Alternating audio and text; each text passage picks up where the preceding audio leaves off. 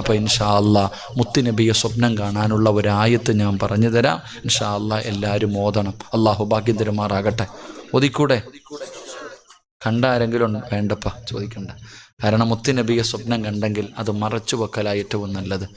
മുത്തുനബിയെ കണ്ടിട്ടുണ്ടെങ്കിൽ അത് പറയാൻ പാടില്ലെന്ന് മഹാന്മാർ പഠിപ്പിക്കുന്നത് മറച്ചു വെക്കേണ്ട കാര്യമാണ്. അള്ളാഹു നമുക്ക് കാണാൻ ഭാഗ്യം തരുമാറാകട്ടെ.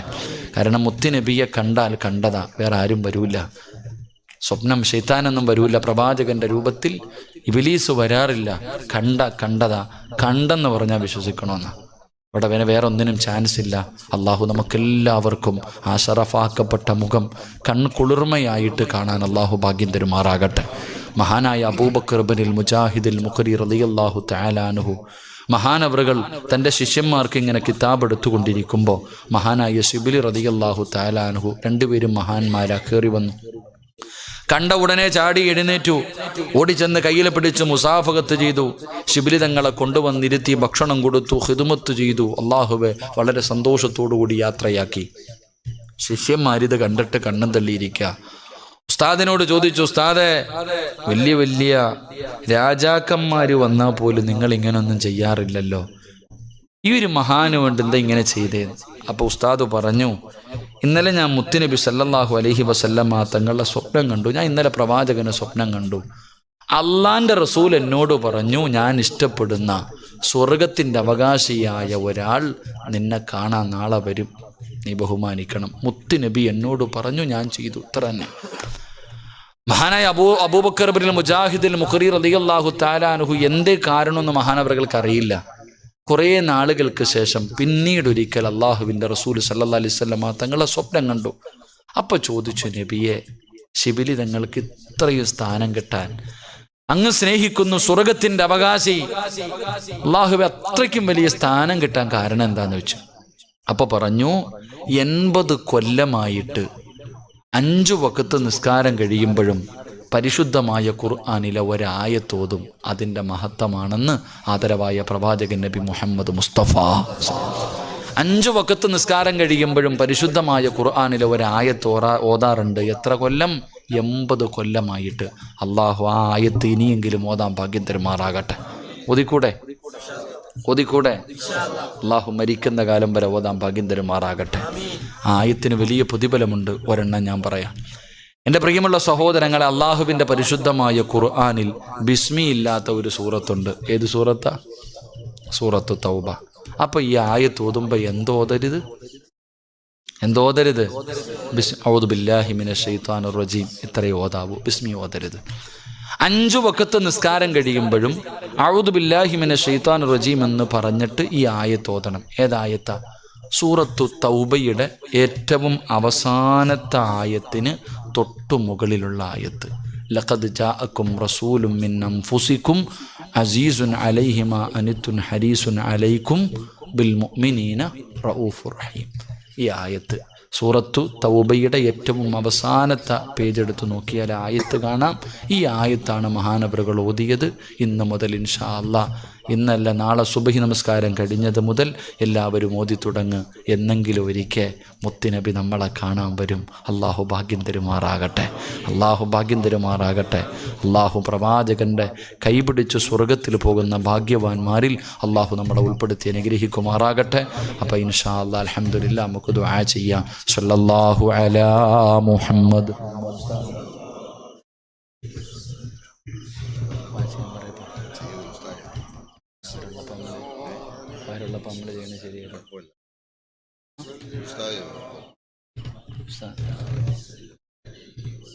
ഉസ്താദന്മാരിയ്ക്കുമ്പോൾ നമ്മൾ മുത്തല്യം നിങ്ങൾ ചെയ്യും നമുക്ക് ബറക്കത്തിന്. ഉസ്താദന്മാർ പറഞ്ഞാലും കേൾക്കണമല്ലോ, ഇല്ലെങ്കിൽ അതിനും പണിയാണ്. പറഞ്ഞാൽ കേട്ടില്ലെങ്കിലും പണി കിട്ടും. അള്ളാഹു കാത്തിരക്ഷിക്കുമാറാകട്ടെ. ഉസ്താദന്മാരുടെ പൊരുത്തം ആണ്. ഞാൻ വഴുത് പറയുന്നത് ഇപ്പോഴും കടുവാപ്പള്ളി പഠിക്കുന്ന കുട്ടികളോട് വെച്ചാൽ പറയും, ഞാൻ വഴുത് പറയുന്നത് എന്തർഹതയുള്ളതാണെന്ന് എനിക്കറിയില്ല, പക്ഷേ എൻ്റെ ഉസ്താദിൻ്റെ ദുആയ ഇവിടെ വരെ എത്തിച്ചേ. ബഹുമാനായ എൻ്റെ ഉസ്താദ് ഒരിക്കൽ വഴുത് കടുവപ്പള്ളി പഠിക്കണവർക്കറിയാം, അവിടെ പ്രഭാഷണത്തിൻ്റെ മത്സരമുണ്ട്. നബിദിനം വരുമ്പോൾ ഞാനാണെങ്കിൽ പ്രസംഗിക്കത്തൊന്നുമില്ല, കളിച്ചും ചിരിച്ചും നടക്കും. അപ്പോൾ ഒരിക്കൽ ഇങ്ങനെ ഉസ്താദ് ഒരു പ്രസംഗം എഴുതി തന്നു, എന്നിട്ട് ഞാൻ പ്രസംഗിച്ചില്ല. അപ്പോൾ കുട്ടികളുടെ മുന്നിൽ വെച്ച് വഴക്ക് പറഞ്ഞു. ജൂനിയറിൻ്റെ മുന്നിൽ വെച്ച് സീനിയർ ആയ നമ്മളെ വഴക്ക് പറഞ്ഞപ്പോൾ ഈഗോ എപ്പോഴും ഉണ്ടാകുമല്ലോ. ഞാൻ ഉസ്താദ് വഴക്ക് പറഞ്ഞു, നാളെ പ്രസംഗിച്ചില്ലെങ്കിൽ തല്ലൂന്ന് പറഞ്ഞു. അപ്പം അങ്ങനെ വന്നപ്പോൾ എൻ്റെ പ്രിയപ്പെട്ട സഹോദരങ്ങളുടെ പ്രസംഗമൊക്കെ വലിച്ചു കയറിയിട്ട് സ്വന്തമായിട്ട് പോയൊരു പ്രസംഗം എഴുതി. ഞാൻ ആദ്യം വഴുതു പറഞ്ഞത് കടുവാപ്പള്ളിയുടെ ഖബർസ്ഥാനിലാണ്. എൻ്റെ വഴുത് ആദ്യം കേട്ടതാരാ? ഖബറാളികളാണ്. അവിടെ പോയി പാതിരാത്രി മൊത്തം അവിടെ പോയി നിന്നൊരു വഴുത് സ്വന്തമായിട്ട് എഴുതി പഠിച്ചു. പിറ്റേ ദിവസം വഴുതു പറഞ്ഞു കഴിഞ്ഞപ്പോൾ ഉസ്താദ് ദുആ ചെയ്തു, നീ ഒരു പ്രഭാഷകനാകുമെന്ന്. അള്ളാഹു അങ്ങനെ ആക്കി. അള്ളാഹു ഉസ്താദിന് ദീർഘായുസ് കൊടുക്കുമാറാകട്ടെ. അള്ളാഹു ആഫിയത്ത് കൊടുത്ത് അനുഗ്രഹിക്കുമാറാകട്ടെ. അതാ മക്കളെ, ഉസ്താദിൻ്റെ വാക്ക് കേട്ടാ, ഉസ്താദിൻ്റെ വാക്ക് ക്ഷമിച്ചും സഹിച്ചും നിന്നോളി. ഉസ്താദിന് തുടിയും കഴുകി എല്ലാം ചെയ്ത് നിന്നോളി. അള്ളാഹു നമ്മുടെ രക്ഷപ്പെടുത്തും. അള്ളാഹു നമ്മുടെ മരിച്ചുപോയ ഉസ്താദന്മാരുടെ ഖബറിടം അള്ളാഹു വിശാലമാക്കി കൊടുക്കുമാറാം. നബി സല്ലല്ലാഹു അലൈഹി വസല്ലമ തങ്ങൾ പോയി കണ്ടത് അള്ളാഹുവിൻ്റെ പ്രവാചകൻ സ്വർഗത്തിലൂടെ, സ്വർഗത്തിലെ അരുവികൾ, സ്വർഗത്തിലെ കൊട്ടാരങ്ങൾ, സ്വർഗത്തിലെ പഴങ്ങൾ, സ്വർഗത്തിലെ പദവികൾ, ഇതെല്ലാം അള്ളാഹുവിൻ്റെ പ്രവാചകൻ കണ്ടു. എന്നിട്ടും ഉമർ ബിൻ ഖത്താബ് റളിയല്ലാഹു തആല അൻഹു തന്റെ ഖുതുബയിൽ അവിടെന്ന് പറഞ്ഞു, സ്വഹാബാ ഊസികും ബിത്തഖ്വല്ലാഹ്. അവിടെന്ന് തഖ്വ കൊണ്ട് വസിയത്ത് ചെയ്തു. അവിടെന്ന് തഖ്വ കൊണ്ട് വസിയത്ത് ചെയ്തു. എന്നിട്ട് മഹാനായ ഉമർ തങ്ങൾ പറഞ്ഞു, എനിക്ക് പോകാ സമയമായി, എൻ്റെ മരണമെടുത്തു സ്വഹാബാ. അടയാളങ്ങൾ കണ്ടു തുടങ്ങി സ്വഹാബാ. പടച്ചവനെ അവിടെന്ന് സ്വലാം പറഞ്ഞു പിരിഞ്ഞു. അസർ നിസ്കരിച്ചു, മഗ്രിബ് നമസ്കരിച്ചു, ഇശാ നമസ്കരിച്ചു, തൻ്റെ വീട്ടിൽ പോയി കിടന്നുറങ്ങി. പിറ്റേ ദിവസം ശനിയാഴ്ച രാവിലെ അസ്വലാത്തു ഖൈറും മിനന്നവൂം. അല്ലാഹുവിന്റെ പള്ളിയിൽ നിന്ന് ബാങ്കിന്റെ ശബ്ദം കേട്ടു. എല്ലാവരും പള്ളിയിലേക്ക് കടന്നു വന്നു. ഉമർ ബിൻ ഖത്താബ് റളിയല്ലാഹു തആല അൻഹു അവിടുത്തെ ഖലീഫയാണല്ലോ, ഇഖാമത്ത് കൊടുത്തു. ഇമാമായി കയറി നിന്നു. സുബഹിക്ക് നമസ്കാരത്തിന് കൈകെട്ടി അവിടുന്ന് ഫാത്തിഹ ഓതി. സൂറത്തു യൂസുഫാണ് ഓതുന്നത്. അല്ലാഹുവിന്റെ പരിശുദ്ധമായ ഖുർആനിലെ സൂറത്ത് യൂസുഫ് ഓതി നമസ്കരിച്ചു കൊണ്ടിരിക്കുകയാണ്. നൂറുകണക്കിന് സ്വഹാബാക്കൾ പുറകിൽ നിന്ന് നമസ്കരിക്കുകയാണ്. അങ്ങനെ നമസ്കരിച്ചു കൊണ്ടിരിക്കുമ്പോ ഒരു കടാരയുമായി ഒരു ശത്രു കടന്നു വരികയാ. അബൂലുൽ എന്ന് പറയുന്ന മജൂസിയായ മനുഷ്യനുണ്ടല്ലോ, വിഷം കടർത്തിയ കടാരയുമായി അല്ലാഹുവിന്റെ പള്ളിക്കകത്ത് കടന്നു വന്നു. ഇമാമത്തായി നിൽക്കുന്ന സയ്യിദുനാ ഉമർ ഇബ്നുൽ ഖത്താബ് റളിയല്ലാഹു തആല അൻഹു പള്ളിയിലെ ഇമാമിന്റെ അടിവയറ്റിലേക്ക് അവിടുന്ന് കത്തിയങ്ങ് കുത്തിക്കേറ്റുകയാണ്. പിന്നെയും ഊരി കുത്തി ഉമർ തങ്ങൾ കുത്തുകൊണ്ടിട്ട് പിടയുകയാ. ഈ മനുഷ്യൻ ഇറങ്ങി ഓടുമ്പോ അതാ നമസ്കരിച്ചു കൊണ്ടിരുന്ന സ്വഹാബത്ത് അവരിൽ പലരെയും കുത്തി മലർത്തികെട്ടാണ് പോയത്. 6 or 7 സഹാബാക്കൾ പിടയുകയാ. എൻ്റെ പ്രിയമുള്ളവര്, അല്ലാഹുവിന്റെ പള്ളിക്കകത്ത് നമസ്കരിച്ചു കൊണ്ടിരിക്കുമ്പോ അതാ മുന്നിൽ നിൽക്കുന്ന ഇമാമിനെ കുത്തി മലർത്തി തൻ്റെ ചാരത്ത് നമസ്കരിച്ചു കൊണ്ടിരുന്ന 7 പേര് അല്ലാഹുവേ മരണത്തോട് കിടന്നു മല്ലടിക്കുകയാ. ആ സമയത്ത് അല്ലാഹുവിന്റെ പള്ളിയിൽ ആരംഗം കണ്ടുകൊണ്ടിരുന്ന സ്വഹാബത്തുണ്ടല്ലോ, ആരും നിലവിളിച്ചില്ല, ഒരാളും കൈയടിച്ചില്ല, ഒരാളും ജീവനം കൊണ്ടോടിയില്ല. ആ നിന്ന നിൽപ്പിൽ നിന്ന് ഒരാൾ പോലും അനങ്ങിയില്ല. കാരണം എന്തെന്നറിയുമോ? അവരെവിടെയാ നിൽക്കുന്നത്? അവരാരുടെ മുന്നിലാ നിൽക്കുന്നത്? ഈ പ്രപഞ്ചം മുഴുവന് വടക്കി ഭരിക്കുന്ന രാജാതിരാജനായ മലിക്കുൽ ജബ്ബാറായ സർവാധിനാഥനായ സർവാധിപരനായ റബ്ബുൽ ഇസ്സത്തായ പടച്ച റബ്ബിന്റെ മുന്നിൽ നിൽക്കുന്നവരാ. അവര് കൈകെട്ടിയിട്ട് പറഞ്ഞത് വെറുതെയല്ല. ഇന്ന സ്വലാത്തി വനുസുഖി വമഹ്യായ വമമാതി. അവര് വെറുതെ പറഞ്ഞതല്ല, അവര് ഹൃദയം കൊണ്ട് ഉറപ്പിച്ചു പറഞ്ഞതാ. അല്ലാഹുവേ, നീയാണ് ഞങ്ങളുടെ റബ്ബ്, എന്റെ ജീവിതവും എന്റെ മരണവും നിനക്കാ അല്ലാഹ്. ഒരാള് പോലും പതറിയില്ല, എല്ലാവരും അതേ നിൽപ്പ്. ഉമർ തങ്ങളെ പിടഞ്ഞു വീഴുമ്പോ അവിടെന്ന് വിളിച്ചു പറഞ്ഞു, അല്ലാഹു അക്ബർ, അല്ലാഹു അക്ബർ, അല്ലാഹു അക്ബർ. സഹാബ, ആരെങ്കിലും കേറി നിൽക്കു സഹാബ. ഉമർ തങ്ങൾ സൂചന കൊടുത്തു. അതാ തന്റെ പുറകിൽ നിൽക്കുന്ന സ്വഹാബികളിൽ നിന്ന് മഹാനായ അബ്ദുറഹ്മാൻ ഇബ്നു ഔഫ് റളിയല്ലാഹു തആല അൻഹു മുന്നോട്ട് കേറി നിന്നു. ഇമാമ് നിന്ന സ്ഥലത്തേക്ക് മഹാനബികൾ അവിടെ നിന്ന് കേറി നിന്നു.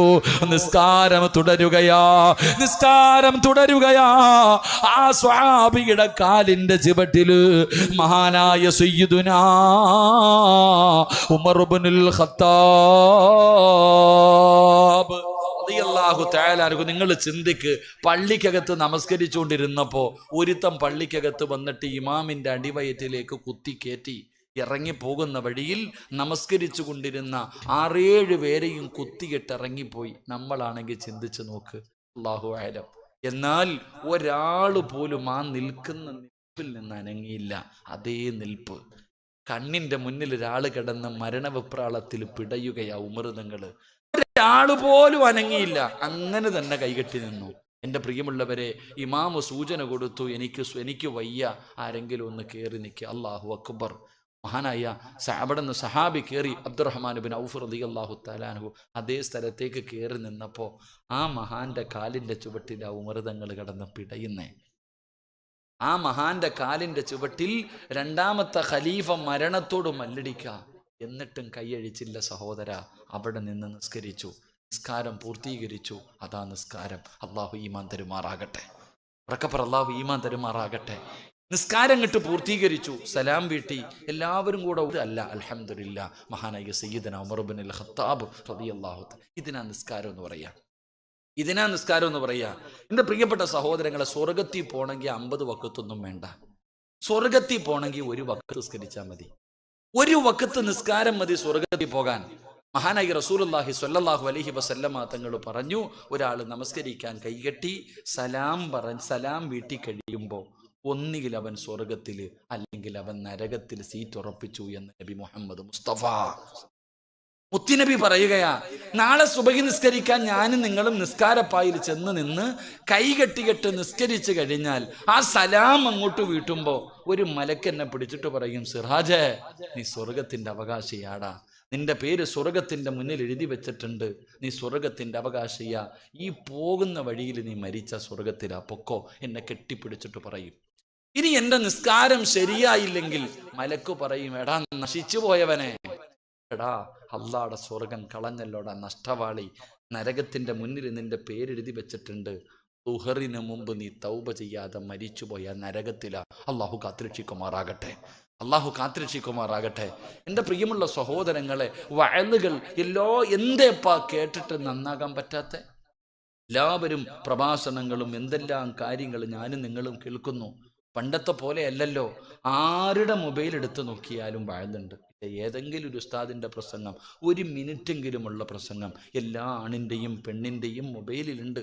ഇന്ന് പലരും ഉറങ്ങുന്നത് തന്നെ വഅല് കേട്ടിട്ടാ. അല്ലെ പറയുന്ന, ഉസ്താദ് നിങ്ങളുടെ വഅല് കേട്ടിട്ടാ ഞാൻ ഉറങ്ങുന്നത്. ഇന്ന് വഅല് കേട്ടിട്ട് തന്നെ ഉറങ്ങുന്ന ഒരു സാഹചര്യം. ഇത്രയ്ക്കും എല്ലാവരും വഅലുകൾ കേട്ടിട്ടും എന്തേ നന്നാകാൻ കഴിയാത്തത്? വാപ്പ ചോദിക്കുക, എന്തേ ഉസ്താദ് എൻ്റെ മോൻ ഇങ്ങനെ ആയിപ്പോയത്? അത് ഞങ്ങളോടല്ല വാപ്പ ചോദിക്കട്ടെ. എൻ്റെ പ്രിയപ്പെട്ടവരെ, എത്ര നന്മ കേട്ടാലും നിങ്ങൾ ചിന്തിക്ക്, സ്വന്തം വാപ്പ ക്യാൻസർ പിടിച്ച് കിടക്കുന്ന വാപ്പ, കിഡ്നി തകർന്ന് കിടക്കുന്ന വാപ്പ, ഒരു സൈഡ് തളർന്ന് കിടക്കുന്ന വാപ്പ വീടിൻ്റെ അകത്ത് കട്ടിലി ഇരുന്ന് നിസ്കരിക്കുന്നത് മക്കൾ കാണും. എന്നാലും നമ്മൾ നിസ്കരിക്കില്ല. ഈ വാപ്പായ്ക്ക് ഒതുവെടുപ്പിച്ച് കൊടുക്കുന്നത് ആരാ? ഉമ്മ.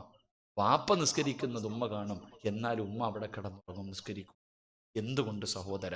നമ്മുടെ ഹൃദയം ഇത്ര കല്ല് പോലെ ആകാൻ കാരണമെന്തേ? നമ്മുടെ ഹൃദയത്തിൻ്റെ അകത്ത് നന്മ ഇറങ്ങാത്തതിൻ്റെ കാരണമെന്തേ? ഞാനൊരു ചരിത്രം പറയാം. ഇമാം റാസി തങ്ങൾ തൻ്റെ തഫ്സീറിൽ ഈ ചരിത്രം പറയുന്നുണ്ട്. ഈ ചരിത്രം അങ്ങോട്ട് കേൾക്കുമ്പോൾ നമുക്ക് മനസ്സിലാകും നമ്മുടെ ഹൃദയം കരിങ്കല്ലുപോലെ ആകാനുള്ള കാരണമെന്താ. നമ്മുടെ ഹൃദയം നന്മയിറങ്ങാത്ത ഹൃദയമാകാനുള്ള കാരണം എന്താ? മഹാനായ ഇമാം റാസി തങ്ങൾ തന്റെ തഫ്സീറിൽ പറയുകയാ, എന്റെ ശബ്ദം കേൾക്കുന്ന പെങ്ങളെ, ഈ ചരിത്രം നിന്റെ ഹൃദയത്തിൽ ഇറങ്ങട്ടെ. ഒരു ചെവിയിലൂടെ കേട്ട് മറു ചെവിയിലൂടെ കളയാതെ ഇന്നത്തെ വഅദ് നിന്റെ ഹൃദയത്തിൽ ഇറങ്ങുന്ന വഅദാകട്ടെ.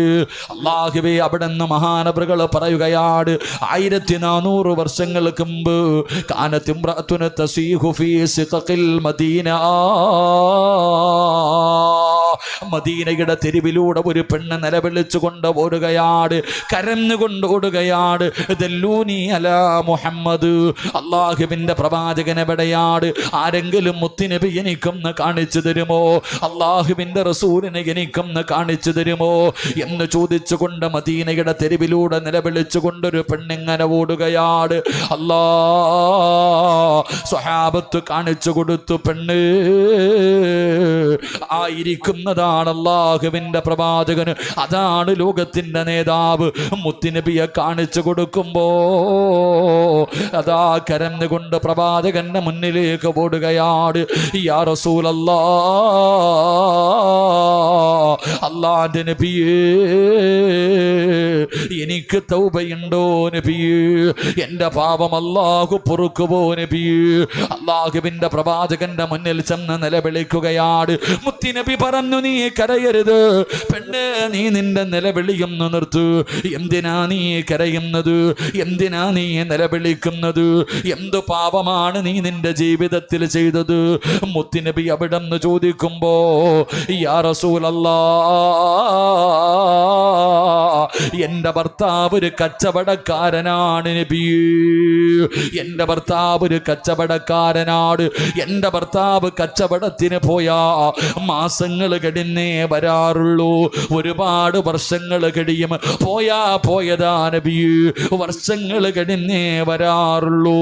എന്റെ ഭർത്താവ് അങ്ങനെ ജോലിക്ക് പോയപ്പോ, എന്റെ ഭർത്താവ് അങ്ങനെ കച്ചവടത്തിന് പോയപ്പോ, ഇന്നി സനൈതു യാ റസൂലല്ലാഹ്, അല്ലാഹുവിന്റെ നബിയേ, മുത്തി നബിയേ, എന്റെ ഭർത്താവ് കച്ചവടത്തിന് പോയപ്പോ ഞാനൊരു അന്യപുരുഷനുമായി ശാരീരികമായി ബന്ധപ്പെട്ടു നബിയേ. ഞാൻ വ്യഭിചരിച്ചു നബിയേ. ഞാൻ എൻ്റെ ഭർത്താവിനെ വഞ്ചിച്ചു നബിയേ. അവിടെ ആ പെണ്ണ് വ്യഭിചരിക്കുകയാണ്. ആ വ്യഭിചാരത്തിലൂടെ ഗർഭിണിയായി. ആ വ്യഭിചാരത്തിലൂടെ ഗർഭിണിയായി. കുഞ്ഞിനെ കൊന്നുകളഞ്ഞില്ല. അല്ലാഹുവേ, ആരുമറിയാതെ കൊണ്ട് നടക്കുകയാ. കാരണം ഭർത്താവ് നാട്ടിലില്ല, വീട്ടിലാരുമില്ല, പരിസരത്ത് ആൾക്കാരില്ല. അതുകൊണ്ട് ആരുമറിയാതെ കൊണ്ട് നടന്നു. ആ പെണ്ണിങ്ങനെ ഗർഭം ചുമക്കുകയാണ്. അല്ലാഹുവേ, 9.5 മാസം കഴിഞ്ഞു. യാ റസൂലല്ലാഹ്, ഞാൻ ഒരു ആൺകുഞ്ഞിനെ പ്രസവിച്ചു നബിയേ. അവിടെ നിന്നൊരു കുഞ്ഞിനെ ജന്മം കൊടുക്കുകയാണ്. ഒരു പൊന്നുമോനെ അവിടെ നിന്ന് പ്രസവിച്ചു കഴിഞ്ഞപ്പോ ആ പെണ്ണ് ചെയ്തതെന്തെന്നറിയുമോ? തൻ്റെ കുഞ്ഞിൻ്റെ കഴുത്തു ഞെരിച്ചു കൊല്ലുകയാ. ആ ചോരക്കുഞ്ഞിനെ കണ്ട് കൊതിതീരുന്നതിന് മുമ്പ് ആ കുഞ്ഞിൻ്റെ കഴുത്ത് ഞെരിച്ചങ്ങ് കൊല്ലുകയാണ്. എന്നിട്ട് ഈ പെണ്ണ് ചെയ്തതെന്തെന്നറിയുമോ? ഈ പെണ്ണിൻ്റെ ജോലി എന്തെന്നറിയുമോ? ഈ പെണ്ണിൻ്റെ ജോലി എന്തെന്നറിയുമോ? സുറുക്കയുടെ കച്ചവടം നടത്തുന്ന പെണ്ണാ. അല്ലാ, ഇന്നൊക്കെ പലരും വാറ്റുചാരായമുണ്ടാക്കുമല്ലോ. പൂച്ചയൊക്കെ കൊന്നിട്ട് ബാൽട്ടറിയൊക്കെ ഇട്ടിട്ട് ഇന്ന് വാറ്റുചാരായമുണ്ടാക്കുമല്ലോ. പടച്ചവനെ, അതുപോലെ ഈ പെണ്ണിന്റെ ജോലി സുറുക്കയുണ്ടാക്കുന്ന ജോലിയാണ്. ആ പെണ്ണ് അങ്ങനെയാണ് ജീവിക്കുന്നത്. യാ റസൂലല്ലാഹ്, എൻ്റെ കുഞ്ഞിൻ്റെ മയ്യത്തുണ്ടല്ലോ, അത് ഞാൻ എന്തേ ചെയ്തതെന്നറിയുമോ? ആ പെണ്ണ് പറയുകയാണ്, ഏറ്റവും കൂടുതൽ പവറുള്ള, ഏറ്റവും കൂടുതൽ വീര്യം കൂടിയ ഒരു സുറുക്കയുടെ കുപ്പിക്കകത്തേക്ക് ഞാൻ എൻ്റെ കുഞ്ഞിൻ്റെ മയ്യത്തിട്ട് അടച്ചു വെച്ചു നബിയേ. മയ്യത്തെടുത്ത് സുറുക്കകത്ത് വെച്ച് അടച്ചു വെക്കുകയാ. അല്ലാ, അതിനകത്ത് കിടന്ന് അഴുകാൻ തുടങ്ങി, അതിനകത്ത് കിടന്ന് അഴുകാൻ തുടങ്ങി. പടച്ചവനെ, ആ പിഞ്ചു കുഞ്ഞിൻ്റെ ഇറച്ചികൾ മുഴുവനും, ആ കുഞ്ഞിൻ്റെ കണ്ണുകളും എല്ലാം അലിയാൻ തുടങ്ങി. ആ സുറുക്കകത്തേക്ക് അലിഞ്ഞു ചേരുകയാണ്. കുഞ്ഞിൻ്റെ എല്ലുകൾ ദ്രവിക്കാൻ തുടങ്ങി. അങ്ങനെ എല്ലാ അതിനകത്തേക്ക് അലിഞ്ഞു ചേർന്ന് കളഞ്ഞപ്പോ എല്ലാം അതിനകത്തേക്ക് അലിഞ്ഞു ചേർന്നു. ഒരടയാളവും കാണാനില്ല. അങ്ങനെ എത്തിയപ്പോ യാ റസൂലല്ലാഹ് ഫജിഅതുഹാ, ഞാനത് ജനങ്ങൾക്ക് കുടിക്കാൻ കൊടുത്തു. ഞാൻ കച്ചവടം നടത്തി, അത് വിറ്റിട്ട് പൈസ വാങ്ങി നബിയേ. അത് ഞാൻ കച്ചവടം നടത്തി നബിയേ. നാട്ടുകാർക്ക് കുടിക്കാൻ കൊടുത്തു നബിയേ. മുത്തുനബിയുടെ കണ്ണ് നിറയുകയാണ്. റസൂലുള്ള കരയുകയാണ്. കൈകാലുകൾ വിറയുകയാണ്. റബ്ബേ, എന്തൊരു പാപമാ അല്ലാ. ഒരു പെണ്ണിനിങ്ങനെയാകാൻ പറ്റുമോ? പടച്ചവനെ, 3 പാപം. അതാ വിവാഹം കഴിഞ്ഞ പെണ്ണ് വ്യഭിചരിച്ചാ എറിഞ്ഞു കൊല്ലണം. കൊലയ്ക്ക് പകരം കൊലയാണ്. കച്ചവടത്തിൽ കൃത്രിമം കാണിക്കുന്നത് വലിയ പാപമാണ്. 3 ദ്രോഹമാണ് ചെയ്തത്. 3 ദ്രോഹമാണ് ചെയ്തത്. മുത്തുനബി ആ പെണ്ണിനോട് ചോദിക്കുകയാ, പെണ്ണ്, നിന്റെ ഹൃദയം ഇങ്ങനെയാകാൻ എത്ര തെറ്റാ ചെയ്ത? 3 തെറ്റ്. മുത്തുനബിയോട് പറഞ്ഞു, നബിയെ, എൻ്റെ ഭർത്താവ് കച്ചവടത്തിന് പോയി കഴിഞ്ഞാൽ പിന്നെ വരാൻ ഒരുപാട് വർഷങ്ങളെടുക്കും. ഞാനൊരു ചെറുപ്പക്കാരനുമായി ശാരീരികമായി ബന്ധപ്പെട്ടു, ഗർഭിണിയായി, ആരും അറിയാതെ കുഞ്ഞിന് ഞാനിങ്ങനെ ചുമന്നുകൊണ്ട് നടന്നു, പ്രസവിച്ചു, ഞാൻ തന്നെ കൊന്നു നബിയെ. എന്നിട്ട് സുറുക്കയുടെ കുപ്പിക്കകത്തിട്ട് അടച്ചു വെച്ചു. എൻ്റെ കുഞ്ഞിൻ്റെ ഇറച്ചിയും എല്ലുകളും എല്ലാം അതിനകത്തേക്ക് അലിഞ്ഞ് അതുമായി കൂടിക്കലർന്നു. ഒരടയാളവും ഇല്ലാതെ വന്നപ്പോൾ ഞാൻ കളഞ്ഞില്ല, അതും വിറ്റ് ഞാൻ കാശാക്കി നബിയെ. അള്ളാന്റെ റസൂൽ സല്ലല്ലാഹു അലൈഹി വസല്ലം തങ്ങൾ ചോദിച്ചു, നീ ഇങ്ങനെയാകാനുള്ള കാരണം എന്തെന്നറിയുമോ? നിന്റെ ഹൃദയം ഇങ്ങനെയാകാനുള്ള കാരണം എന്തെന്നറിയുമോ? ഫഇന്നി അറാ അന്നകി തറക്തിൽ സ്വലാത്തിൽ അസ്രി. ഒറ്റ ചോദ്യമേ ചോദിച്ചുള്ളൂ. നീ അസർ നിസ്കരിക്കാത്ത പെണ്ണായില്ലേ?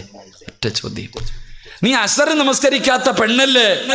എൻ്റെ പ്രിയപ്പെട്ട സഹോദരങ്ങളെ, അസർ നമസ്കാരം ആര് ഉപേക്ഷിക്കുന്നുണ്ടോ അവൻ്റെ ഹൃദയം കട്ടിയായി പോകും, നന്മ നഷ്ടപ്പെട്ടു പോകുന്ന ഹൃദയമാകുമെന്ന് ആദരവായ പ്രവാചകൻ നബി മുഹമ്മദ് മുസ്തഫ.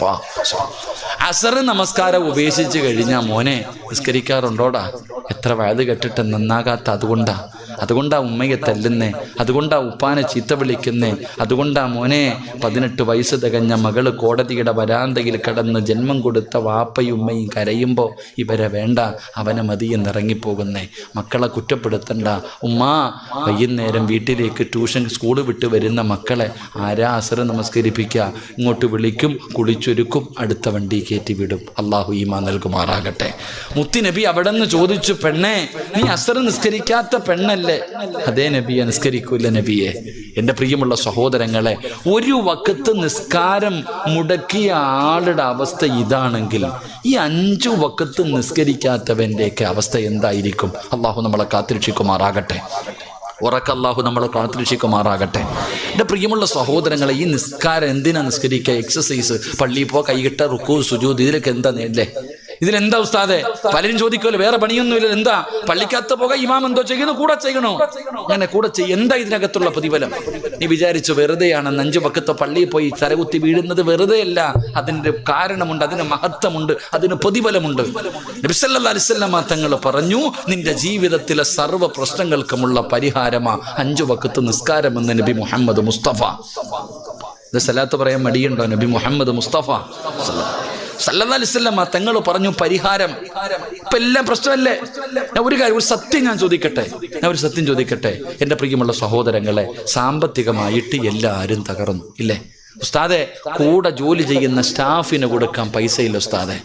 പഴയെന്ന് ചിന്തിച്ചേ, നമ്മുടെ വീട്ടിലൊക്കെ മന്തി ബിരിയാണി, ചുട്ട കോഴി, കറക്കിയ കോഴി, കരിച്ച കോഴി. ഇപ്പൊ വല്ല കോഴിയുണ്ടോ? ഒന്നുമില്ല. സാമ്പത്തികമായിട്ട് പടച്ചവനെ വീട്ടിൽ എന്തായിരുന്നു? ഷവർമ, വൈകുന്നേരമായി കഴിഞ്ഞാൽ കുബൂസും കറങ്ങിയ കോഴി, ഇതൊക്കെയായിരുന്നു നമ്മൾ കഴിച്ചോണ്ടിരുന്നത്. ഇപ്പൊണ്ടോ സഹോദര? ഇപ്പൊ സവാള ഉള്ളവനാ രാജാവ് അല്ലേ? 160 140 ഇപ്പൊ അതിന്റെ വില. കൂടണം, ഇനിയും കൂടണം. അള്ളാഹു ഈമാൻ തരുമാറാകട്ടെ. ഉറക്കപ്പറ, അള്ളാഹു ഈമാൻ തരുമാറാകട്ടെ. എല്ലാത്തിന്റെ അഹങ്കാരം തീരണം. ഞാനതേ പറയത്തുള്ളൂ. വളരെ അഹങ്കാരം അള്ളാഹു അനുഗ്രഹം ചെയ്തപ്പോ അഹങ്കാരം കൂടും, സർവ്വതും കൂടും. ഒന്നുമില്ലാത്ത അവസ്ഥയിലെത്തും. വന്ന വഴി മറന്നുപോയി നമ്മൾ പലരും. അള്ളാഹു കാത്തുരക്ഷിക്കുമാറാകട്ടെ. എൻ്റെ പ്രിയമുള്ള സഹോദരങ്ങളെ, ഞാൻ ചോദിക്കുന്നത്, പഴയതുപോലെ ഒന്നുമില്ല. പലരുടെയും വീടിൻ്റെ അകത്ത് ഇപ്പൊ ഇപ്പൊ ചമ്മന്തിയൊക്കെ അരയ്ക്കാൻ തുടങ്ങി, ഇപ്പൊ കപ്പയൊക്കെ വാങ്ങി പുഴുങ്ങാൻ തുടങ്ങി. കാരണം എന്തേ? പഴയതൊക്കെ മാറി, പഴങ്ങഞ്ഞിയൊക്കെ കുടിക്കാൻ തുടങ്ങി പലരും. എൻ്റെ പ്രിയപ്പെട്ട സഹോദരങ്ങളെ, ചോദിച്ചാ പറ, എന്തേ ഇത്ര ഞെരുക്കം? എന്തേ സഹോദര? ഞാൻ ചോദിക്കുന്നത്, നമ്മുടെ വീടിന്റെ അകത്ത് ഇത്ര ഞെരുക്കം വന്നത് എങ്ങനാ? ഉടനെ നിങ്ങൾ പറയുന്ന മറുപടി, വെള്ളപ്പൊക്കം, നോട്ട് നിരോധനം, കേന്ദ്ര ഭരണം, ഇതൊക്കെ ഞങ്ങളെ വല്ലാതെ ബാധിച്ചു ഉസ്താദ്. ഇല്ലേ? നമ്മൾ പറയുന്ന ഒരു കാരണം ഇതൊക്കെയാ നമ്മൾ കാരണം പറയുന്നത്. എൻ്റെ സഹോദര, നിന്നെ തല്ലണ്ടേ സഹോദര? നീ ആലോചിക്കേ, ഈ നാട്ടിൽ കിടക്കുന്ന നിന്റെ വീടിൻ്റെ അകത്ത് നിനക്കും നിന്റെ പെണ്ണും പിള്ളയ്ക്കും മക്കൾക്കും തിന്നാനില്ലാത്തതിൻ്റെ കാരണം ഓനാണോ? നിങ്ങൾ ചിന്തിക്ക്. നമ്മൾ മനസ്സിലാക്കേണ്ട ഒരു കാര്യം അതാ. ഒരിക്കലുമില്ല സഹോദര. നിന്റെ വീടിൻ്റെ അകത്ത് സാമ്പത്തികമായിട്ടുള്ള ഞെരുക്കം വന്നിട്ടുണ്ടെങ്കിൽ അതിൻ്റെ കാരണം നീയും നിന്റെ പെണ്ണും പിള്ളയും മക്കളുവാ. അള്ളാഹു ഈമാൻ തരുമാറാകട്ടെ. ഉറക്കപ്പറ, അള്ളാഹു ഈമാൻ തരുമാറാകട്ടെ. ഞാൻ വെറുതെ പറഞ്ഞുതരാം, തെളിവ് സഹിതം ഞാൻ പറഞ്ഞുതരാം. എടാ, നിന്റെ വീടിൻ്റെ അകത്ത് പട്ടിണി വന്നിട്ടുണ്ടെങ്കിൽ, നിനക്ക് സാമ്പത്തിക ഞെരുക്കം വന്നിട്ടുണ്ടെങ്കിൽ അതിൻ്റെ കാരണം നീയും നിന്റെ കുടുംബവുമാ. അള്ളാഹു കാത്തുരക്ഷിക്കുമാറാകട്ടെ. എൻ്റെ പ്രിയമുള്ള സഹോദരങ്ങളെ, ഒരു ഉദാഹരണം ഞാൻ ചോദിക്കട്ടെ. ഒരു ദിവസം ഏറ്റവും കുറഞ്ഞ ശമ്പളത്തിന് ജോലി ചെയ്യുന്ന വ്യക്തി ആരെന്നറിയോ? രാവിലെ മുതൽ കിളയ്ക്കാൻ പോകുന്ന ഒരാൾക്ക് 600, 700, 800 ഇതല്ലേ കൂലി? പറചങ്ങാതി ആണോ? നേരെ ഇരുന്ന് എല്ലാവരും ശൈത്താൻ വന്ന് തടകുന്നു. രാവിലെ കിളയ്ക്കാൻ പോകുന്ന കൂലിപ്പണിക്ക് പോകുന്ന ആളുടെ ശമ്പളം എത്ര? ഇവിടെ എത്ര പറയൂ ഉസ്താദ്? 1000 രൂപയെ. എന്നാ കിളയ്ക്കാൻ പോലെ നല്ലത്. നമ്മുടെ ഇവിടെ 600 രൂപയുള്ളൂ. രാവിലെ മുതൽ 1 മണി വരെ, 8 മണി മുതൽ 1 മണി വരെ ജോലി ചെയ്യാൻ വരും. 600 രൂപ കൂലി. മേശിരിക്കാരൻ എത്രടാ റഫീഖ ശമ്പളം? 1000 രൂപ. 4 മണി വരെ അല്ലേ? 4 എന്നുള്ളത് 4:30 പോയി. പിന്നെ കൂടെ വരുന്നവന് 900. കൂടെ സിമെന്റ് കുഴയ്ക്കാൻ പോകുന്ന ആൾക്ക് 900. ഒരു ചേച്ചി ഉണ്ടെങ്കിൽ 800 രൂപ. ആശാരിപ്പണിക്കാരൻ 1000 കൂടത്തില്ല, കൂടും.